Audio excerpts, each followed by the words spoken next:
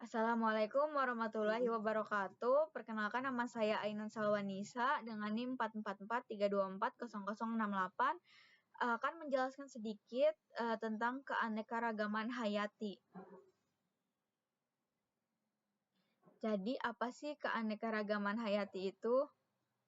Nah, keanekaragaman hayati itu dia keanekaragaman di dalam makhluk hidup dari semua sumber, termasuk diantaranya daratan, lautan, ekosistem perairan lain, serta kompleks ekologi yang merupakan bagian dari keanekaragamannya. Jadi maksudnya itu lebih ke keberagaman atau keragaman semua bentuk kehidupan di bumi, mulai dari tingkat kinetik, spesies, hingga ekosistem. Nah, keanekaragaman hayati itu ada tingkatannya. Yang pertama, keanekaragaman tingkat gen, keanekaragaman tingkat spesies, dan keanekaragaman tingkat ekosistem. Yang pertama itu kan tadi keanekaragaman tingkat gen. Apa sih keanekaragaman tingkat gen itu? Jadi, keanekaragaman tingkat gen itu dia keanekaragaman yang di dalam spesies itu tapi jenisnya beda-beda. Jadi, ditunjukkan dengan adanya variasi dalam satu jenis spesies yang menyebabkan terjadinya variasi dalam satu jenis. Nah, itu karena ada faktor gen. Kenapa ada keanekaragaman tingkat gen? Keanekaragaman ini itu kan tadi karena adanya keanekaragaman yang susunan gennya gitu. Nah, contohnya itu ini ada ayam. Ayam ini kan dia satu spesies ayam, tapi jenisnya beda-beda. Nah, yang ini juga contoh jenis bunga mawar ini dia satu spesies bunga mawar, tapi jenisnya beda-beda. Selanjutnya, keanekaragaman tingkat spesies. Nah, kalau misalkan tadi itu kan tingkat gen, dia perbedaan di susunan gennya. Kalau misalkan keanekaragaman tingkat spesies ini, dia keanekaragamannya itu tingkat individu atau spesiesnya. Jadi, jumlah sama variasi dari jenis-jenis organisme. Nah, apa sih keanekaragaman hayati tingkat jenis ini tuh? Dia tuh jenisnya beda, spesiesnya beda, tapi genus sama familinya itu sama. Contohnya itu ada harimau, kucing, singa. Nah, itu dia beda, tapi satu genus, satu famili. Terus, selanjutnya ada keanekaragaman tingkat ekosistem. Jadi, ekosistem ini itu kan sebuah sistem ekologi yang dibentuk dari hubungan timbal balik antara makhluk hidup dengan lingkungannya. Jadi, pasti dia melibatkan komponen biotik, itu makhluk hidup, dan abiotik yang tidak hidup. Biotik yang makhluk hidup ini contohnya tuh hewan-hewan, plankton. Nah, itu dia termasuknya biotik. Nah, kalau abiotik itu dia yang tidak hidup. Yang tidak hidup itu contohnya kayak air, pasir, yang kayak gitu-gitu. Nah, jadi kenapa bisa ada keanekaragaman tingkat ekosistem ini? Karena kan kalau misalkan kondisi lingkungan itu beragam, pasti jenis makhluk hidup yang nempatinnya juga beda-beda. Nah, ekosistem ini juga terbagi menjadi ekosistem daratan dan perairan. Ekosistem daratan itu macam-macam juga, nggak cuma daratan doang, tapi kayak taiga, savana, gurun. Nah, itu macam-macamnya itu termasuk ke ekosistem daratan. Pertama ini ada taiga, jadi dia ini didominasi sama pohon kayak pohon pinus, pohon-pohon yang di pohon spruce, larch. Nah, itu terus kondisi iklimnya itu dingin, musim dinginnya panjang, musim panasnya pendek. Bioma ini juga dikenal sebagai hutan boreal atau hutan salju. Nah, si taiga ini juga dia itu mencakup sekitar 17% di daratan di bumi. Selanjutnya savana, ekosistem ini terbentuk di wilayah yang hujannya itu relatif rendah. Jadi dia didominasi sama rumput, semak, sama pohon. Pohon juga ada tapi dia tidak merata kayak di Afrika gitu. Nah, ini biasanya habitat di sini ini tuh jadi habitat sama hewan yang jenisnya tuh kayak jerapah, singa, badak, zebra, kerbau. Di Indonesia juga ada itu kayak komodo, itu tinggalnya di ya kayak gitu. Terus selanjutnya itu ada gurun. Nah, gurun ini dia hujannya itu curah hujannya tuh benar-benar sangat sedikit. Dia kurang dari 250 mm per tahun. Nah, gurun ini tuh sering ditutupi pasir, tapi juga bisa memiliki permukaan berbatu, batu karang, atau bukit pasir. Terus yang tumbuh juga itu cuma tumbuhan xerophyt. Tumbuhannya itu kayak kaktus gitu-gitu yang tahan sama kekeringan.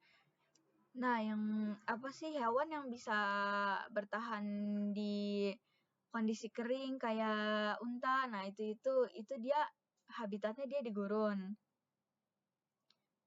Terus ada hutan gugur. Jenis hutannya itu pohon-pohonnya yang bisa menggugurkan daunnya secara musiman.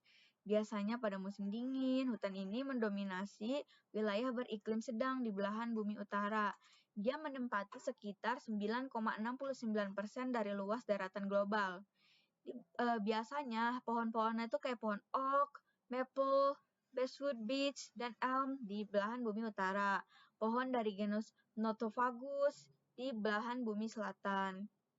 Selanjutnya, ini hutan hujan. Hutan hujan ini memiliki curah hujan yang tinggi dan memainkan peran penting dalam sirkulasi air. Hutan hujan tropis memiliki iklim yang lembab dan hangat sepanjang tahun. Di Indonesia banyak ya hutan hujan, kayak di Kalimantan gitu. Dengan curah hujannya itu dia lebih dari 2.500 mm per tahun. Pohon dan vegetasi hutan melepaskan uap air ke atmosfer melalui transpirasi yang dapat mempengaruhi pola hujan di wilayah tersebut. Nah, makanya kenapa dia banyak curah hujannya tinggi, itu karena pohon dan vegetasi hutannya itu melepaskan uap air ke atmosfer. Jadi, kayak nanti dia turun hujan lagi. Selanjutnya ada tundra. Jadi dicirikan oleh kondisi iklim yang dinginnya ekstrim, di mana pertumbuhan pohon terhambat. Jadi karena iklimnya ini dingin banget ekstrim, pertumbuhan pohonnya juga jadi terhambat.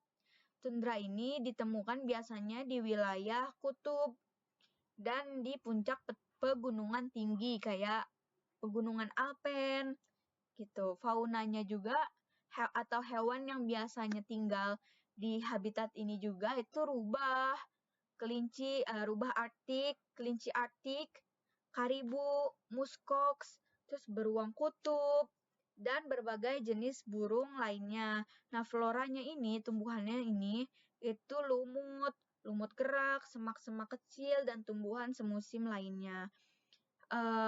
Buat karibu sama muskox, itu mari kita cari gimana bentukannya gitu. Karibu itu rusak kutub. Kayak begini. Oh, ini yang kayak di Frozen itu. Nah, terus muskox.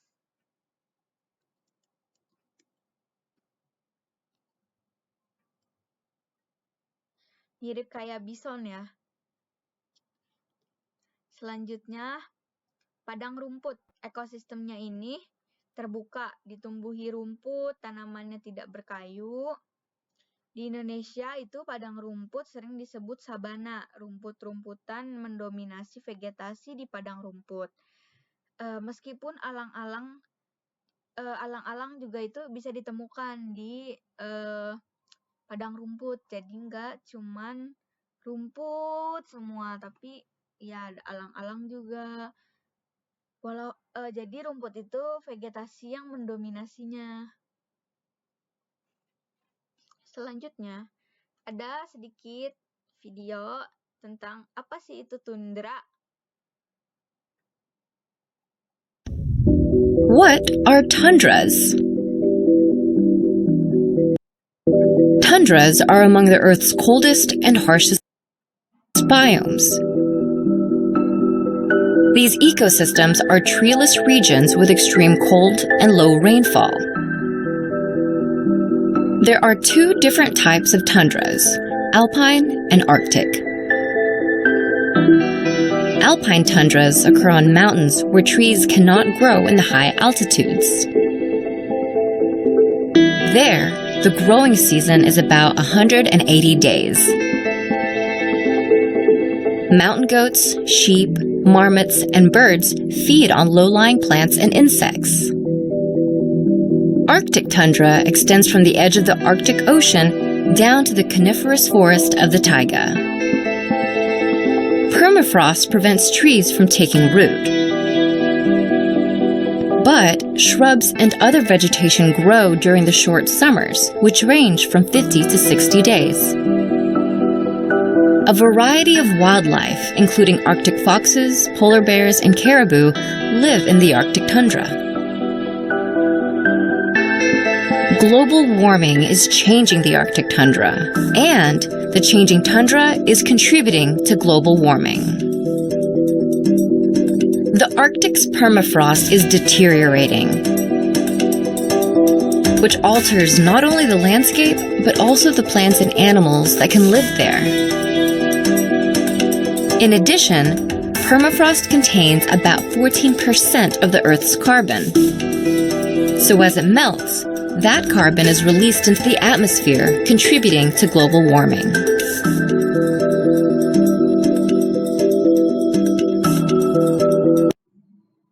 Nah, selanjutnya ada ekosistem perairan. Ekosistem perairan ini juga dia terbagi jadi dua, itu air tawar dan air asin. Ekosistem air tawar dulu yang pertama, ini tuh dia dibedakan menjadi dua, itu ada lotik dan lentik. Jadi kalau lotik itu dia mengalir, kalau lentik itu dia tergenang. Kalau lotik itu dia contohnya kayak sungai.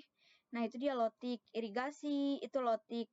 Kalau misalkan lentik itu dia danau, waduk, itu dia lentik.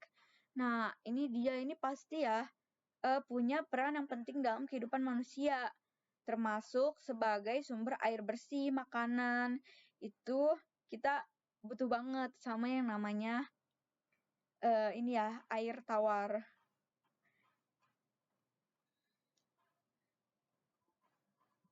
Selanjutnya ada ekosistem perairan air laut. Jadi dia punya salinitas. Kalau air laut itu dia punya salinitas. Jadi kadar garam terlarutnya itu tinggi. Terus ekosistem laut juga itu ada ekosistem laut terbuka, laut dalam, dan pesisir. Ekosistem ini juga terdiri dari komponen biotik dan abiotik sama. Semua punya komponen biotik dan abiotik. Ekosistem itu pasti ada komponen biotik dan abiotik, serta memiliki ciri khas seperti salinitas yang tinggi dan variasi suhu. Jadi pH-nya juga dia di antara 7,4 hingga 8,5. Kepadatan air laut juga lebih tinggi dibandingkan dengan air tawar. Densitasnya lebih tinggi. Berdasarkan macamnya itu dia dibedakan jadi laut dalam, terumbu karang, estuari, pantai pasir, dan pantai batu. Estuari ini dia pertemuan antara air tawar dengan air asin. Dia jadinya air peralihan gitu, payau jadinya estuari.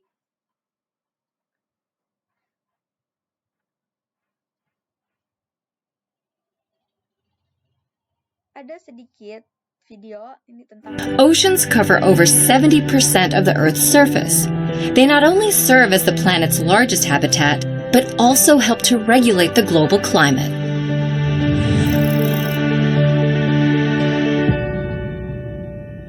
The ocean is a continuous body of saltwater that surrounds the continents.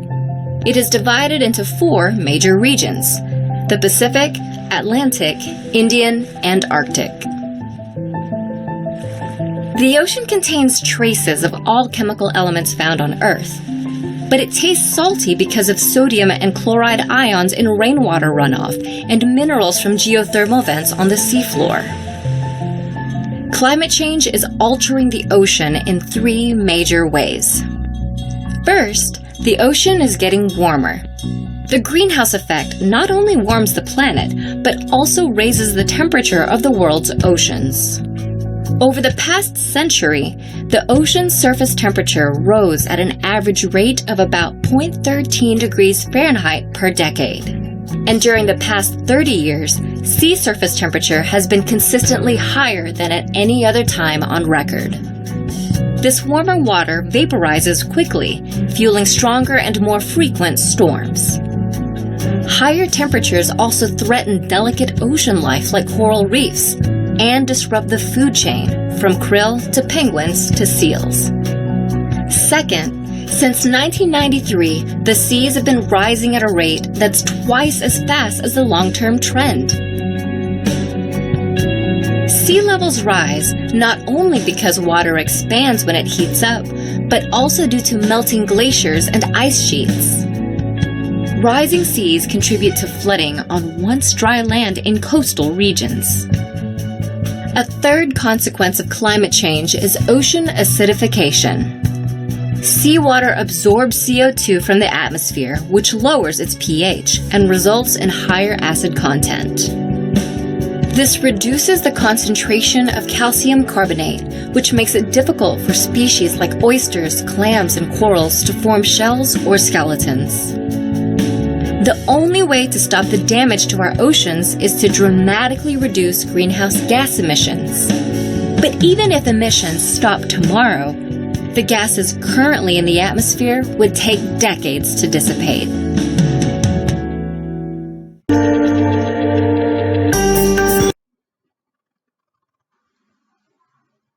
Selanjutnya, terima kasih. Terima kasih teman-teman yang sudah menonton. Semoga video ini membawa manfaat. Semoga video ini bermanfaat bagi kalian yang nonton. Assalamualaikum warahmatullahi wabarakatuh.